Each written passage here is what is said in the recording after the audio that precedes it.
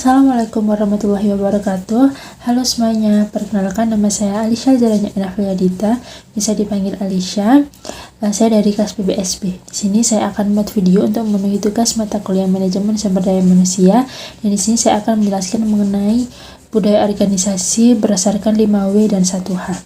Pembahasan yang pertama yaitu apa itu budaya organisasi.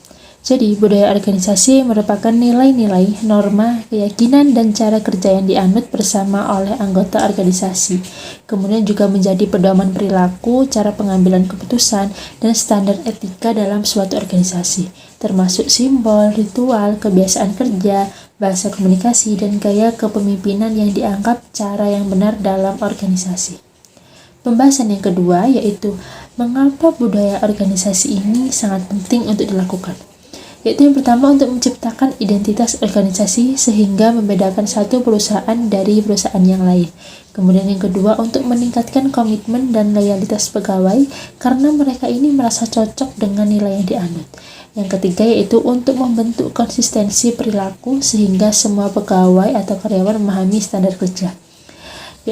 Dan juga yang keempat, sebagai alat pengendalian sosial sehingga konflik lebih mudah diminimalkan. Yang kelima, meningkatkan efisien dan produktivitas karena nilai kerja yang kuat dapat mempercepat pengambilan suatu keputusan. Dan yang keenam, membantu menarik dan mempertahankan SDM yang sesuai dengan nilai organisasi. Pembahasan yang ketiga yaitu siapa yang terlibat dalam hal ini. Yang pertama pastinya pimpinan atau manajemen puncak dengan membentuk utama suatu budaya penentu nilai dasar. Dan juga yang kedua manajer dan supervisor yaitu menerjemahkan budaya menjadi praktik kerja sehari-hari. Yang ketiga seluruh karyawan sebagai pihak yang menjalani, mencontohkan dan menjaga budaya agar tetap hidup. Yang ketiga yaitu Departemen HR yaitu dengan merancang pelatihan sosialisasi dan penguatan budaya melalui kebijakan SDM. Dan yang terakhir, stakeholder eksternal yaitu dapat mempengaruhi budaya melalui tuntunan layanan atau standar etika. Pembahasan yang keempat, di mana budaya organisasi ini diterapkan, yaitu di dalam seluruh lingkup kerja, baik formal maupun informal.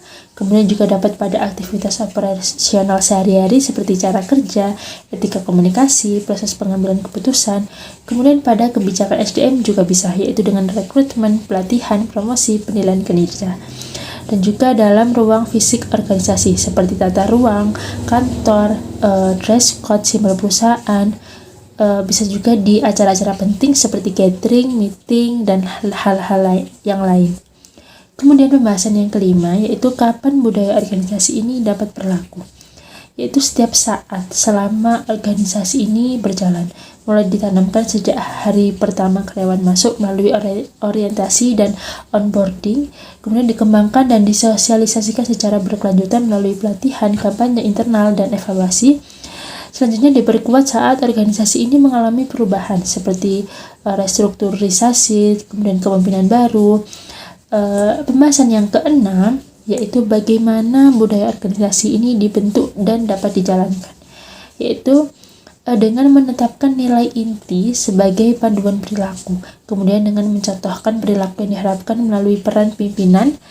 Selanjutnya komunikasi internal yang konsisten tentang nilai dan perilaku kerja ideal.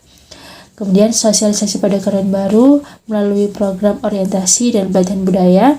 Selanjutnya mengintegrasikan budaya kebijakan SDM, misalnya promosi berdasarkan nilai bukan hanya kinerja. Kemudian yang terakhir memberikan reward kepada karyawan dan mengevaluasi rutin apakah budaya ini masih relevan dengan tujuan organisasi. Sekian penjelasan dari saya mengenai budaya organisasi. Terima kasih. Wassalamualaikum warahmatullahi wabarakatuh.